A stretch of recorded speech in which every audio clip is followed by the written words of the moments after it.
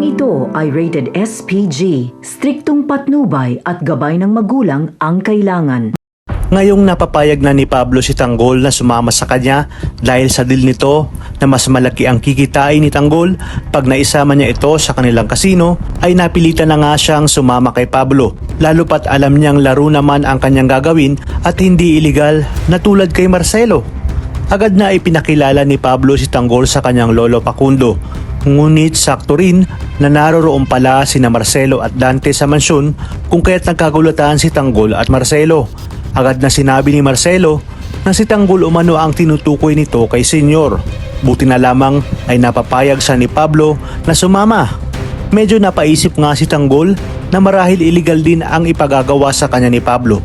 Kaya naman binawi nito ang kanyang sinabi kay Pablo at sinabi na nagbago na ang kanyang isipan at babayaran niya na lang si Marcelo na galing sa kanyang panalo. Pinigilan naman siya ni Senyor at Pablo. Ngunit talagang buo na ang loob ni Tanggol hanggang sa aksidenteng makita ni Noy si Tanggol bago ito lumabas ng mansyon.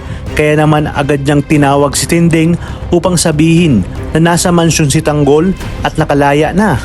Kaya dito ay napahinto si Tanggol at niyakap ng mahigpit ang kanyang lola Tinding. Ayon kay Marcelo, di niya akalain na lola pala ni Tanggol ang isa sa mga kasambahay ni Senyor Facundo. Di kalaunan ay napag-alaman na ni Tanggol ang sitwasyon ng kanyang lola Tinding at wala na siyang nagawa kundi pumayag sa gusto ni Marcelo at Don Facundo. Sinabi niya sa kanyang lola Tinding na tatanggapin niya ang trabahong alok ni Pablo para mabantayin na rin ang kanyang lola Tinding at lolo Noy.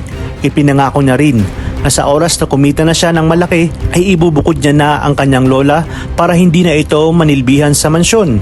Labis-labis naman ang pasasalamat ni Tinding kay Senyor Facundo. Kaya naman dito sinabi ni Senyor na mapalad si Tinding dahil hindi pa nito hinihiling ay nagawa niya na ngang mapalaya ang apo nitong si Tanggol. Kinabukasan nga ay sinabi ni Senyor kay Tanggol na ngayong inaasikaso pa nila ni Marcelo ang kanilang bagong negosyo ay si Tanggol nga muna ang magiging bodyguard ni na Pablo at Catherine upang hindi na nga mapormahan ni David ang kanyang apo.